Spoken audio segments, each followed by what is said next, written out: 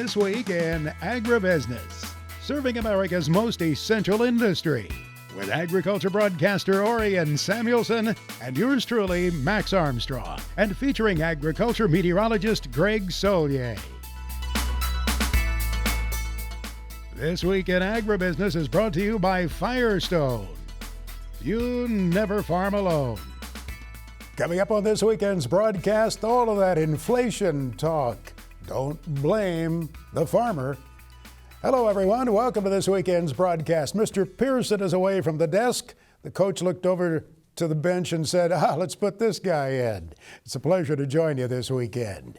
You've been hearing a lot about inflation in the nation, to be sure. It's heating up. And every now and then, your favorite talk show host or some newscaster will say, well, it's those farm prices.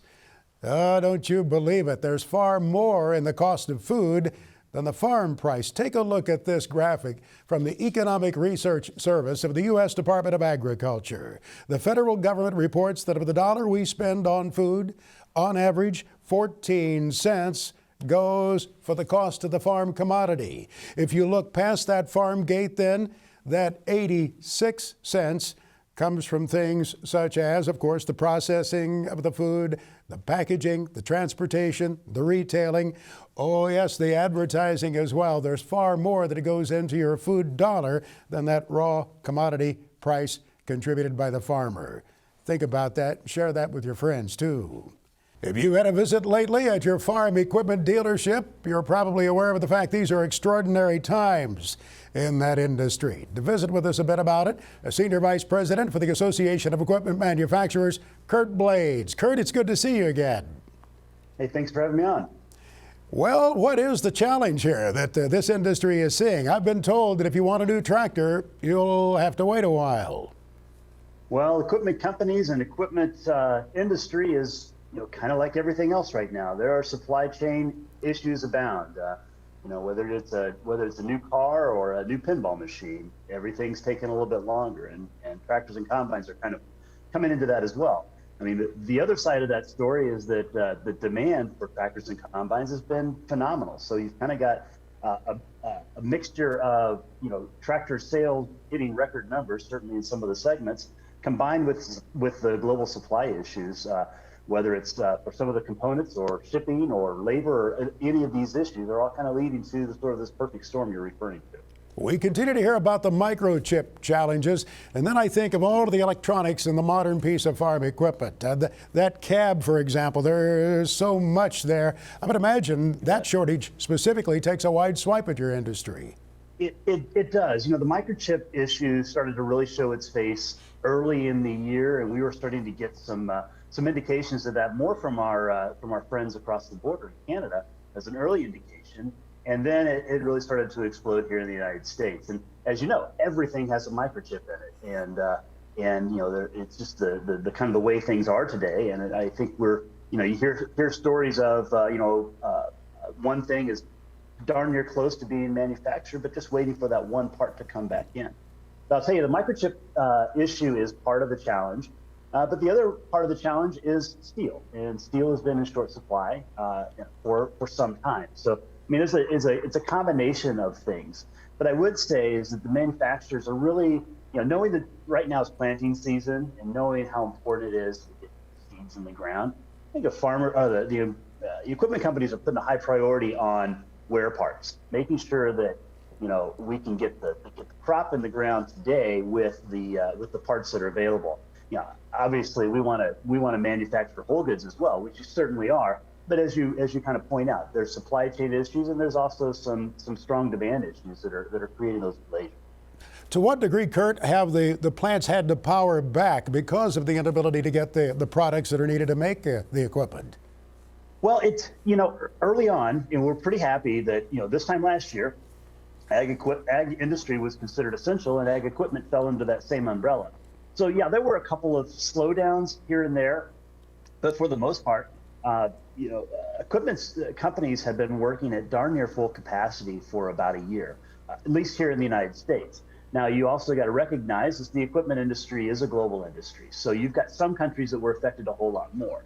And I hear stories of some of the European countries where they're manufacturing still hasn't got up to 100%. And if you think about the supply chain, you think about some of those components, there's likely that there may be one piece that is manufactured in Italy or somewhere else that's plant not operating at full capacity, combined with some of the shipping delays. It's just, these are the things that just, we're kind of seeing the effects of.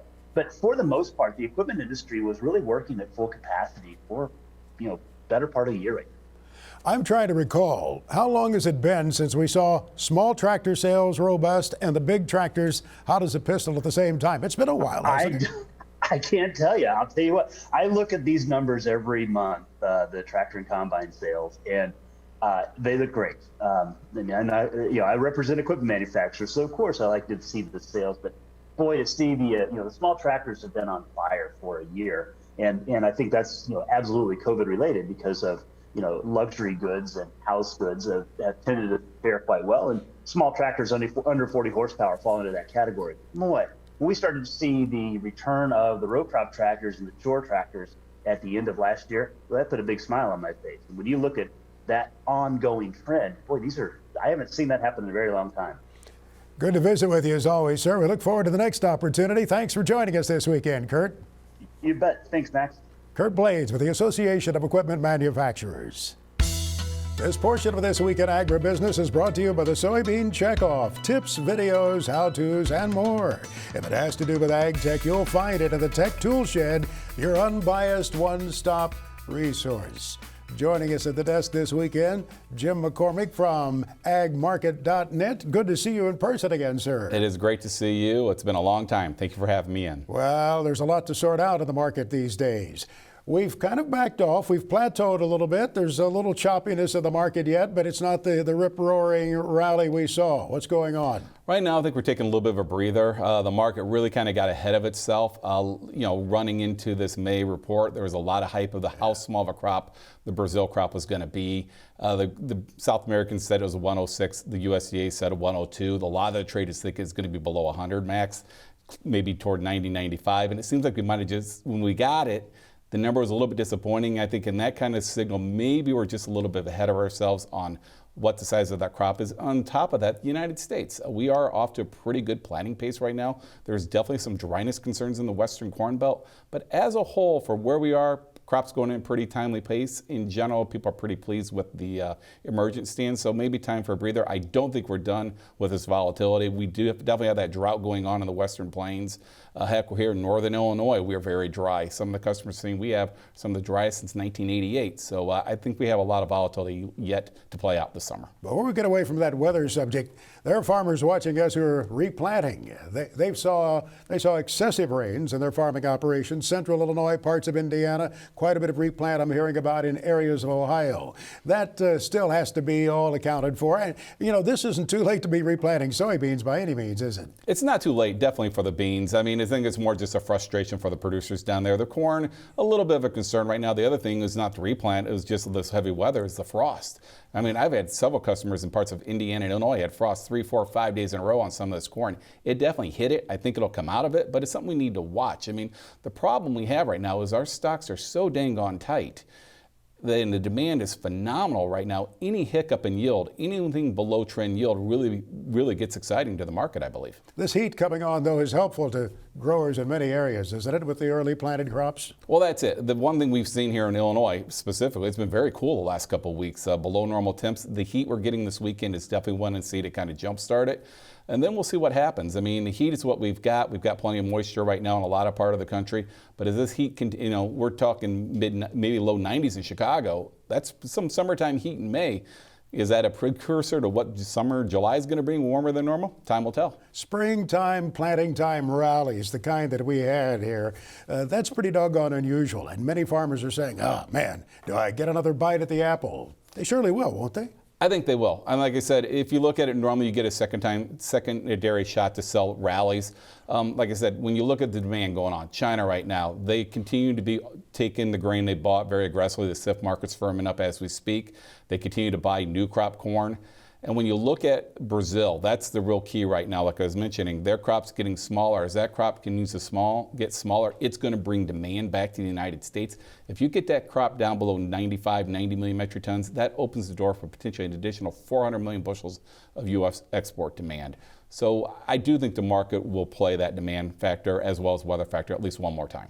If there is a surprise out of Brazil, when will it come? What's your gut feeling on when we'll really have our arms around the size of that harvest there? I think it's going to take at least another 60, maybe 90 days. Unfortunately, it's going to take a little bit of time, but all indications are the crop is probably going to get smaller than what it currently is. And like I said, as that crop shrinks, that demand's probably going to come back to the United States. I have some more questions for you, young Jim. Stand by. We'll be back to you momentarily. Jim McCormick from agmarket.net, our guest.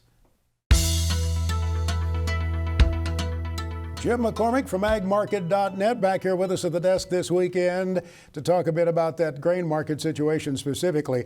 I keep thinking about the next 5-6 weeks ahead. We have some critical times. You get into those later days of June and early July. That's when we really see some market swings sometimes. And it can be both ways. It can be both ways. I think history would argue we're probably going to swing back up at this point.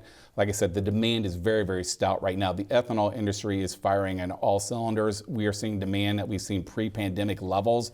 That should continue to drive the price of corn to those facilities higher. So that's a very good news for the producers who have corn left over. So you're not seeing rationing there. The hog market's making money right now. Exports are strong. And then what you really got to look at is the weather. A lot of these long-term weather models are arguing that as we get into July, August timeframe, it could be a warmer than drier summer. And the thing I'm kind of looking at is remembering what happened in 2012. In 2012, corn was around $5 here in mid-May. Everyone was very excited. Crop got planted, it looked good. About mid-June, the market realized, wait a second, we have a weather problem. And away we went. So as we get into June, July, the weather's going to be critical. The USDA put a carry out around 1.5 billion bushels. To get there, they used 91 million acres, but they used a trend yield that's about 3 bushels better than we've ever had before. And we look at how dry we are in the West. Look how replant in the East. The odds of us having that trend yield, I think, are very, very slim. So as that yield comes down, unless we find a bunch of acres on the June acreage report at the end of the month, it's going to get this market very, very exciting into the summertime. That is looming out there on the horizon. That'll be indicating the acreage estimate as of the beginning of June, right? That's correct. The one we're working right now is from a survey of the farmers. Then they resurvey at the beginning of June. They're going to release it at the end of June, and that'll be the number we're looking for. We do believe you're going to pick up a couple, 2-3 million acres of corn, 1 million acres of beans. Historically, that's what happens, especially in years we got prices like ours. There are all sorts of incentives to plant those acres. But, the question then falls down to yield. You're not as bearish as that private estimate that came out a few days ago then as far as acreage. No, we are not as quite that negative at this point in time. We think you are, like I said, 2 to 3 million acres of corn are probably viable, and maybe 1 million acres of beans. Just to shift to talk about the wheat a little bit, there's been a private tour over the past few days, that Kansas wheat tour. What do they see out there? Right now, the early results are very impressive. I think the Monday results, I think, were all-time highs. Results were down a little bit yesterday, but overall, the fields are wet, so I think it looks like this Kansas wheat crop's going to be a pretty big wheat crop. There were some fears this winter about some winter kill damage, but right now it looks like the crop's going to survive and produce a big one. Will you be watching closely the progress on the winter wheat harvest just to see how much double cropping of beans there could be behind it? There'll be a lot going in, won't there? There'll be a lot of double crop of beans going in. We're going to watch that, as well as the other thing is just kind of what we see onto the feed demand ration part of the equation. With the price of corn where it is, we are seeing a lot of feed, livestock guys looking at trying to buy wheat to put into that ration, so we'll be watching that as well. One more thing. What's that thing out there looming on the horizon that could really take the air out of the market here and hurt this bullish market that we're seeing? I think the one thing that we kind of do is just kind of the black swan of, I think, economically. I mean, right now, we saw what happened just several times. We've seen some deflationary selling here as people kind of take some profit. But right now, I think the ag industry looks in a pretty good position. Good to see you as always, sir. Thanks, Jim. Appreciate it. Thank you. Jim McCormick with agmarket.net here this weekend. Chad Colby's look at agriculture technology comes your way next, brought to you by the IBM Watson Decision Platform, combining AI with Internet of Things data to help agribusiness increase yields, improve quality, and drive sustainability. For those first responders that we've come to rely on, those volunteers or professionals who come up the lane in your time of need or reach into the automobile in your time of distress, there's an amazing array of technology now. Chad looks at that this weekend. Have you spent any time in your local fire department lately? Hi everyone, I'm Chad Colby, and recently I did just that, and I was amazed at some of the new technology that, quite frankly, I didn't even know existed. This technology is really changing the game. The technology in the fire service has greatly improved over the years. We've seen a lot of advancements in protective clothing. The protective clothing today has gotten much lighter. We've also seen cancer blocking particulate barriers built in the turnout gear as well, which is game changing. The fire gloves have gotten a lot lighter weight. We've also seen improvements in the dexterity of the gloves to allow us to do more things when it comes to rapid intervention training and operating tools and equipment. It was really impressive to try on those gloves, but trust me when I tell you, I wanted to see some of that new technology in the truck. And one of the things that's really revolutionized, kind of like our farms, is the use of cordless equipment. But some of this cordless equipment could, honest to goodness, save your life. So the advancements we're seeing on the extrication side are battery-operated hydraulic tools. So much like we see on the farmstead, the same thing is happening in the rural fire service. About 90% of the market today has gone to battery-operated extrication tools. So we can cut apart cars, we can cut apart farm machinery, same thing on the silo side. And the platform we're using primarily with AMCUS is on the DeWalt side. So we can take that from the extrication tools, the hydraulic tools, into the hand tools, the drills, the cutoff saws, and sawzalls, which work extremely well and very fast and efficient in getting patients extricated today in today's world. And like your cordless tools at home, there's some amazing attachments for these machines that make them really versatile. So the tips that we're seeing today, we've got a gator grip, which is really nice. It's a wide body tip that will give us more surface area on extricating people out of vehicles. But it's also got removable tips. It'll take a spreader today from 32 inches to either 36 or 40, which allows us to now pop doors in one single motion instead of using multiple tools to do that. They even showed me how they use that tool to lift up a car.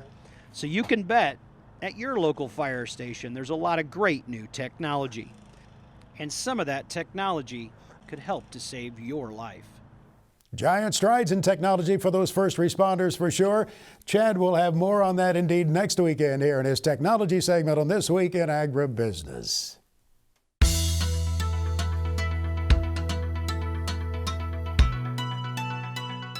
Welcome back here to This Week in Agribusiness. Conservation. It's a frequent topic these days. You hear about it a lot. It's in the news quite often. It's nothing new to our farmers and ranchers out on the land who've been practicing conservation for a long time. And in fact, the American Soybean Association honors what they call the Conservation Legacy Award winners. Each weekend we've been featuring one of those farms. Here's the last one in the series that we'll feature just a little bit north of Jackson, Mississippi. Cover crops we have on this field are radish, vetch. Danny Murphy doesn't mind showing you around. Vetch is really coming on. It should add some nitrogen. Whether it's machinery that needs fixing or introducing his brother Tommy, whom he farms with. We've always worked together, me and Danny. He's proud of the continuous improvements of the operation in Canton, Mississippi. The framework started before him with his grandfather Perry, who moved to central Mississippi and purchased a foreclosed farm. Some of the neighbors told him that especially the field that away was only fit to hold the world together. Wasn't worth farming. Perry took it as a challenge. He planted some cover crops, built terraces, and got the land to where it was productive. The farm now consists of a corn and soybean rotation, and thanks to the introduction of glyphosate-tolerant crops, they changed to minimum till before eventually transitioning to 100% no-till. They've reduced labor, equipment, and fuel to 40% of what they once used. Yields are consistent or even better than those tilled fields.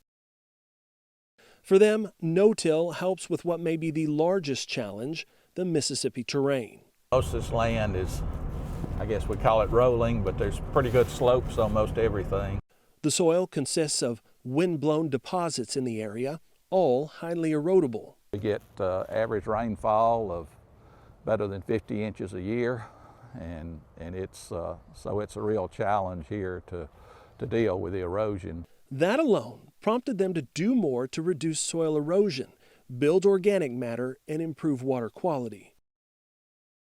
They've been using cover crops now on half of their acres. You can see all of the root mass and the leftover residue from the crop. They're mainly being planted going into soybeans. Whatever we put out there, whether it's wheat or cereal rye or, or some mixture, soybeans has worked well with the cover crop. They've made needed and necessary improvements to prevent sediment and input runoff due to frequent rainstorms, and they're not farming fence line to fence line. They've added in grass waterways, grass borders, and expanded turn rows. We expanded that a little bit more and to make sure that as the water leaves the field that it's as clean as it can be, that it slows down a little on those borders. They continue to build terraces and added rock chutes where field ditches drain into larger, deeper ditches. It's really saving a lot of soil and is really an effective means where you have, especially in our high rainfall area, where you've got a pretty good difference in elevation between the field and the road ditches. While you let Danny take you around central Mississippi, go ahead, let him show you the fields, the forests, and meet his brother on the farm. Saved a lot of dirt, a lot of land. And listen to the wisdom passed down to them from their grandfather about conservation. Used to have a saying the rougher the land, the better the stand. As they strive to protect the soil and water, vital to their success in the future. Congratulations to Danny Murphy, a regional American Soybean Association Conservation Legacy Award winner. Visiting with a grower like Danny there in Mississippi, you quickly realize how important that conservation ethic is, how firmly held it is. And that's not something that just developed last year or the year before. For many of our family farmers and ranchers, it is ingrained over generations, to be sure. We commend the people of agriculture for the work that they've done, not just for a couple of years, but through lifetimes, to be sure. Well, we're getting ready to go into the summer meeting season. I talk about agriculture as having the various seasons: the planting, the crop tending season, the harvest season, the meeting season, which is generally in the wintertime. Now is going to be taking place for some in the summertime. And on the schedule in just a few days is the Farm Futures Business Summit. That's an annual event generally held in the winter, but this year it'll be in June at Coralville, Iowa. We've been there many years, and so we know what to expect. It will be taking place on June 15th, 16th, and 17th. Now, on the 15th is what they call the Ag Finance Boot Camp. But then the Farm Futures Business Summit itself will be on June 16th and 17th. There is so much information that is shared at one of these events. They bring in excellent speakers who talk not only about the markets, but offer a lot of key management information to the growers who attend. You know, one thing that we hear about the businesses that are being operated on the farms today, farms and ranches across the country, is how complex the business is. And it not only involves, of course, successful marketing, but pricing of the inputs, human resource concerns, multi-generational concerns, passing that farm along from one generation to the next. That's the kind of stuff they cover at the Farm Futures Business Summit. The summit itself, June 16th and 17th, Coralville, Iowa. If you register online, farmfuturesummit.com, put in the code MAX, M-A-X, for a 20% discount. Coming up a little bit later in the broadcast this weekend, we visit with the former Secretary of Agriculture. It's an interesting visit, talking about humor. This Week in Agribusiness, serving America's most essential industry, is brought to you by Firestone. You never farm alone. Welcome back to This Week in Agribusiness. This is Mental Health Awareness Month, and as we've been sharing with you each weekend, there is the need to address mental health concerns in agriculture, to be sure, and there are people who are willing to help. Adrienne DeSutter lives on a farm in Knox County, Illinois, and she helps counsel farmers. One thing I shared with Adrienne as we visited, is how often I hear from someone, a farmer or someone outside of agriculture, how long they battled the extreme stress that led to their mental challenges. And many of them said, if only they would have made the call earlier.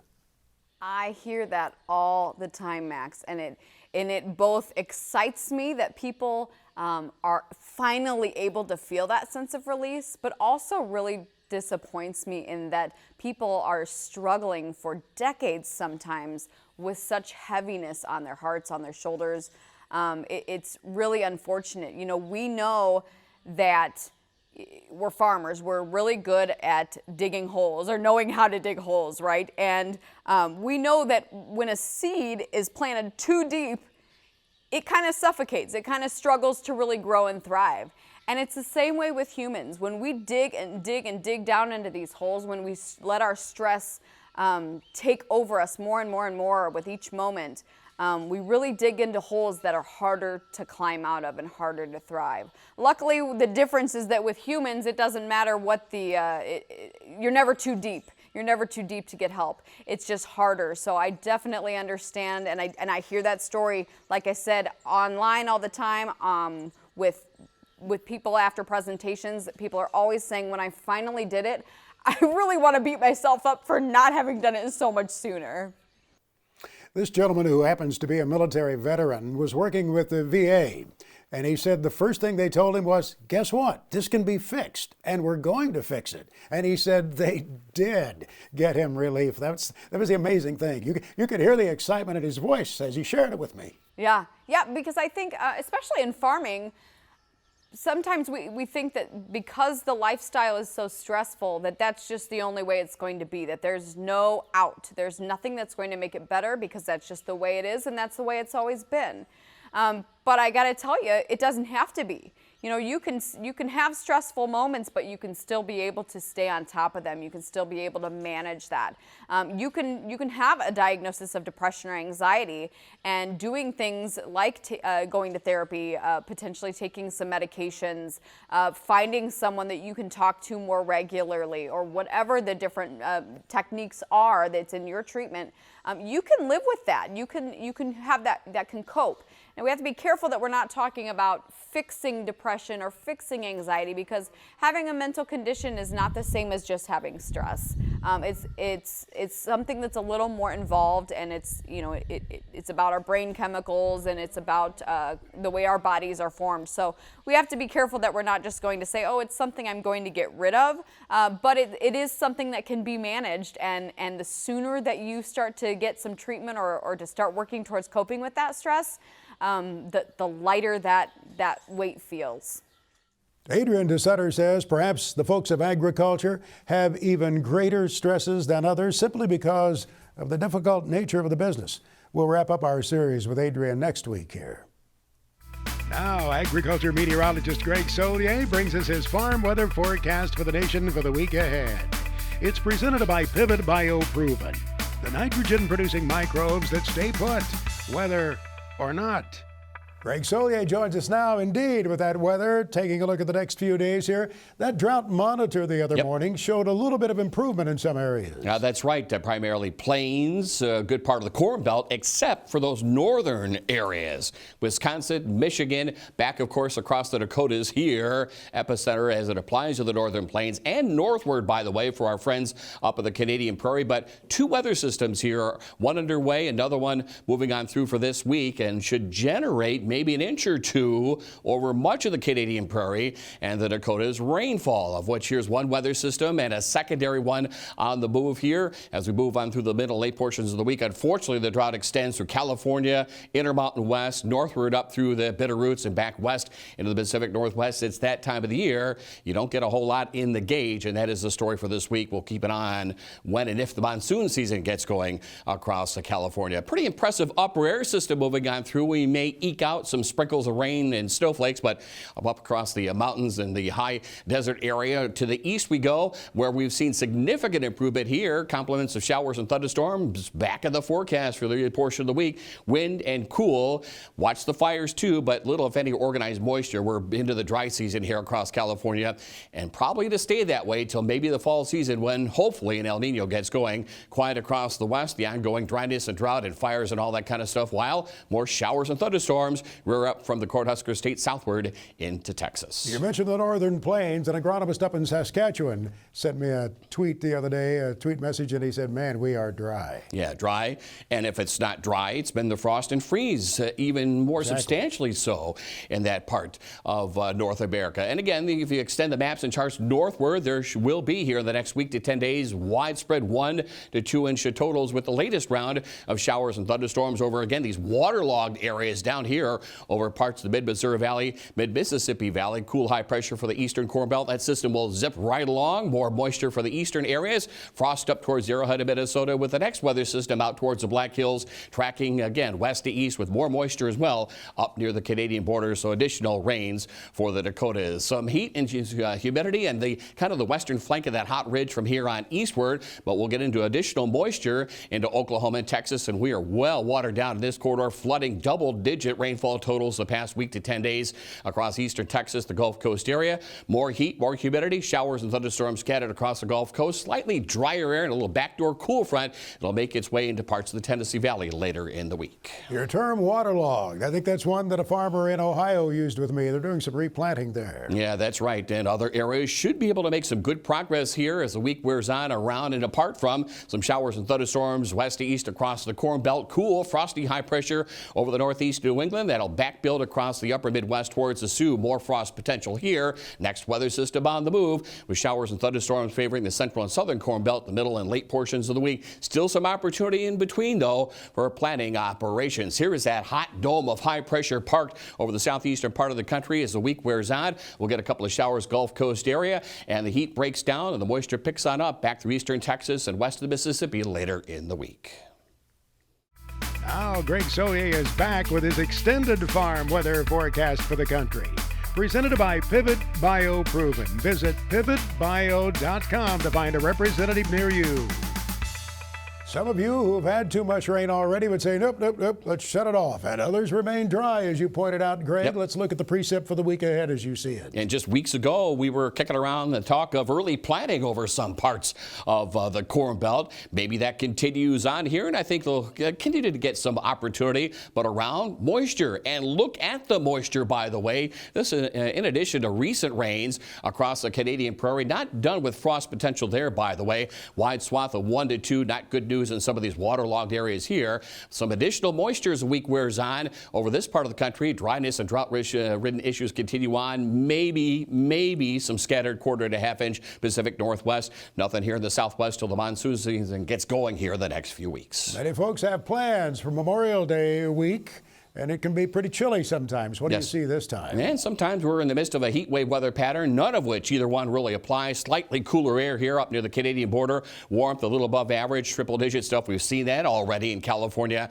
Hence, the runoff is already running off pretty quickly across the Sierra, and above average temperatures over the eastern part of the country. The moisture pattern, good news for the Dakotas. Yes, we get in the way of planting operations, but it's a drought here. We'll take it. Additional moisture for the Corn Belt making its way down through Florida, drying out for the northeast of New England. Little change across West Texas, valleys of California on northward. Well, that warmth hold on for the first full week of June. Yeah, nothing really out of control here temperature-wise. A little sliver of some of this cool air, which will, by the way, really kind of augment back and forth at times west to east, and will be the mechanism for transitioning rains here over this part of the Corn Belt as we get deeper into the summertime. But warmth here, much of the country from the Missouri on westward through California, above average temperature readings. And again, that cool puddle of air helps to generate this. Again, some fieldwork delays, but I think we'll get through this okay. But more moisture, Canadian prairie, dry areas of the Great Lakes down across the Carolinas. Can't complain about this whatsoever. And the dry time continues across the Rio Grande on northward. And then we wrap up spring. And that's right. That week starting Flag Day. That's right. Here we go into, by golly, summertime, astronomically speaking. Here's a pool of air that will kind of continue back and forth, ebbing and flowing. Temperatures a little above average here. Warmth for California, Texas, over the southeastern part of the country. And from a moisture standpoint, this is the snapshot until we get the monsoon going into California's southwestern states. But again, that breeds more lightning, hence more fires. This will be months before we get improvement. And the showers and thunderstorms focused across the northern and eastern Corn Belt, the Northeast, and New England. Back to normal precip over the southeastern portions of the country. Next on This Week in Agribusiness, it's Max's Tractor Shed, spotlighting another great American tractor. Well, they didn't make many of these big boys, and when you see one, you tend to remember it. Max's Tractor Shed is brought to you by Store Lock Tool Cabinets. They are in a league of their own. When you're talking about quality tool cabinets, see what they have to offer at storelock.com. The Case 1200. It's a muscle tractor to be sure, and they had a bunch of them they accumulated over the years at Abilene Machine at Solomon, Kansas. They're going to be selling those June 4th. The folks at Abilene Machine said if you call in your parts order, get it in there, you can go in on the 3rd, get your parts, look at the lineup of muscle tractors that'll be selling by Mecum on June 4th. Now, about that 1200, they made about 1,500 of those. They made them in the 60s. If you bought one in 1969, it was about a $20,000 tractor. That was the last year they made them. They only made them 4 years. I saw this one in person at Solomon, Kansas. Well, it's there now, but only for a few more days. Max, May the 26th, there's 1,933 items selling from 22 different states. 330 different sellers are using BigIron.com this week. Ronald Faulkner is from Caraway, Arkansas. They're selling their John Deere 9750 four-wheel drive STS combine. Mike Doyle is retiring from Aerosmith, Illinois. He's got a Case IH Quad-Track 580 track tractor with only 1,539 hours. They've got a Case IH Farmall 75C tractor, and they've got an International 8,000 tandem axle truck tractor that will sell. Miles Shuck is from Ottawa, Kansas. They've got a Massey Ferguson 9690 four-wheel drive combine. Dale Wenger is from Burton, Kansas. They've got a John Deere 9770 combine. It's a rear wheel assist machine. Plus they've got a MacDon RD70 flex draper. Hunt Farming Partnership, they're from Wynne, Arkansas. They've got a John Deere 680 four-wheel drive combine and an Ag Rogator 544 self-propelled sprayer. Plus our good friends at Agco Finance in Hugo, Minnesota will be selling a Terragator floater. And in Casa Grande, Arizona, they got a Challenger track tractor. All this equipment, Max, sells May the 26th on BigIron.com.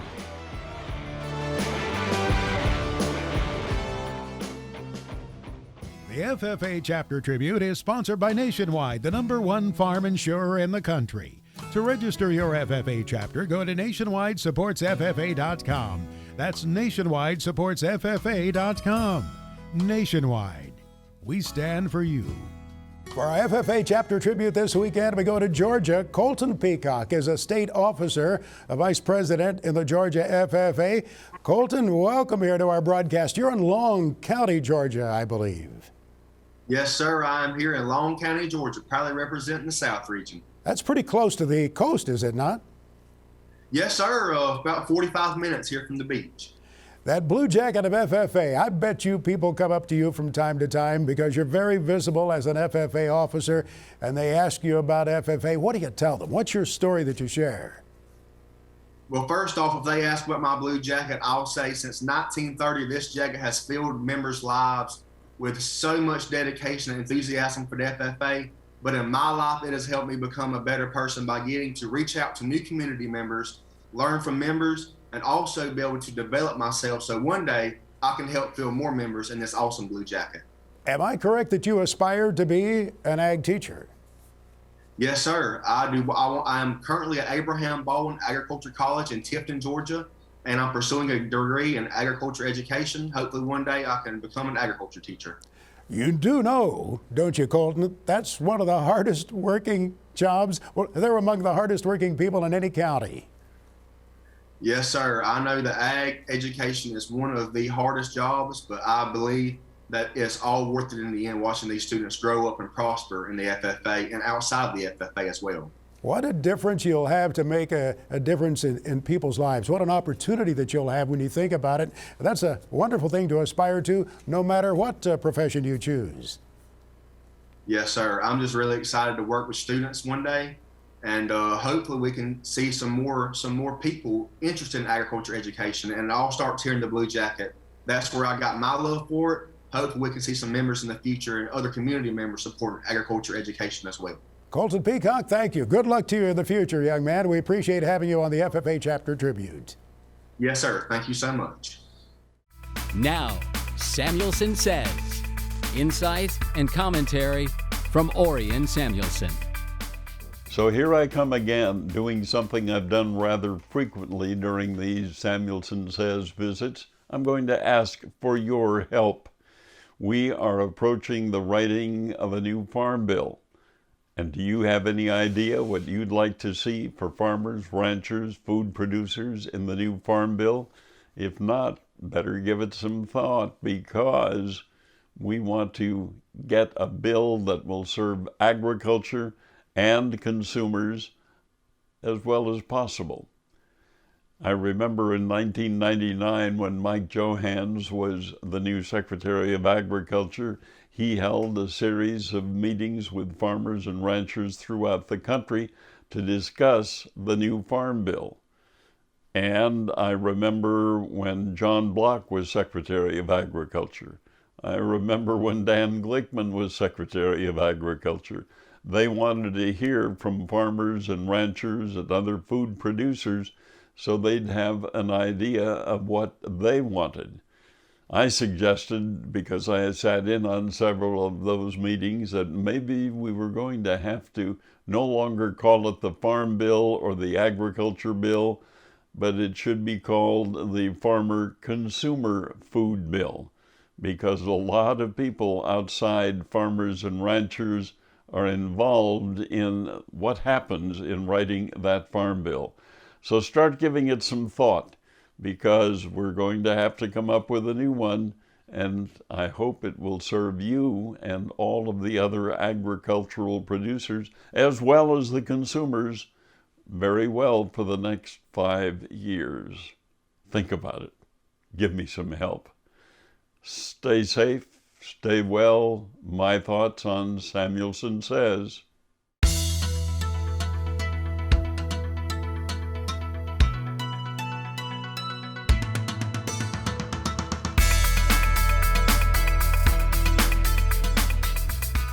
The importance of humor.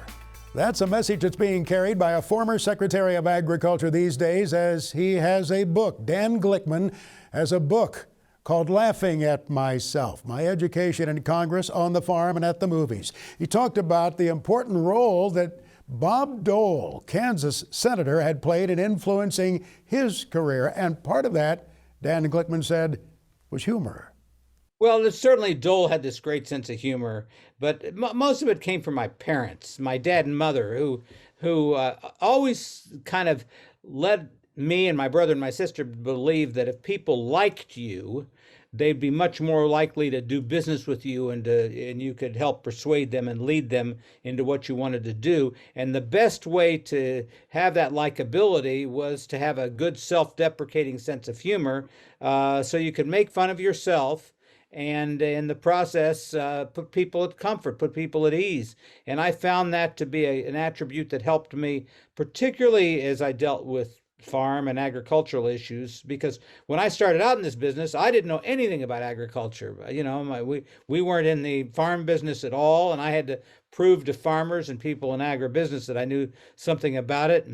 And so laughing at myself was one of the ways that made them feel like I was interested in what they were doing.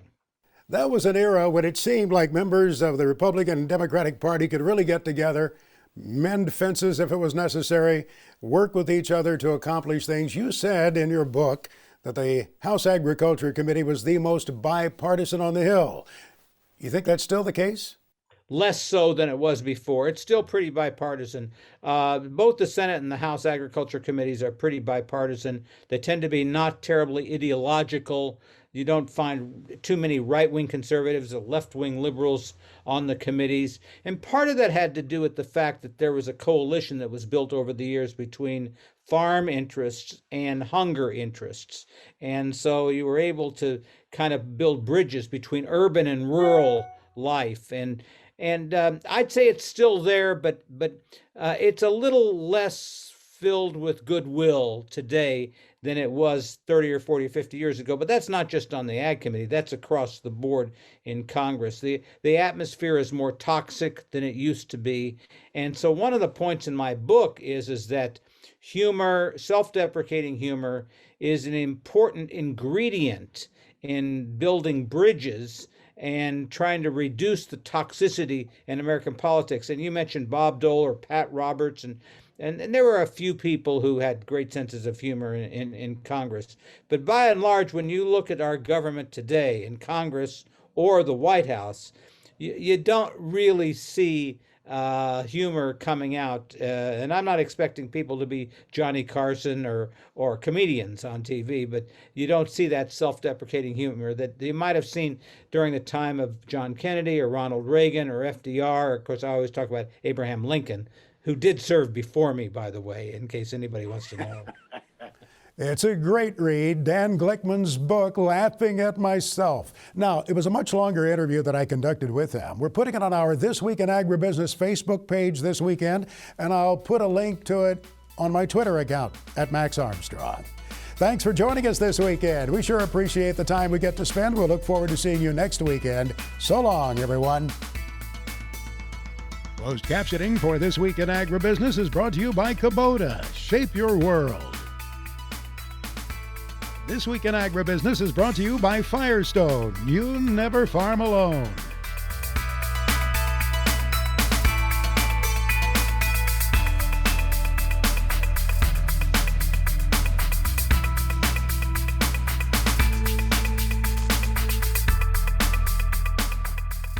This Week in Agribusiness is produced by Omax Communication in association with 22 Creative Group.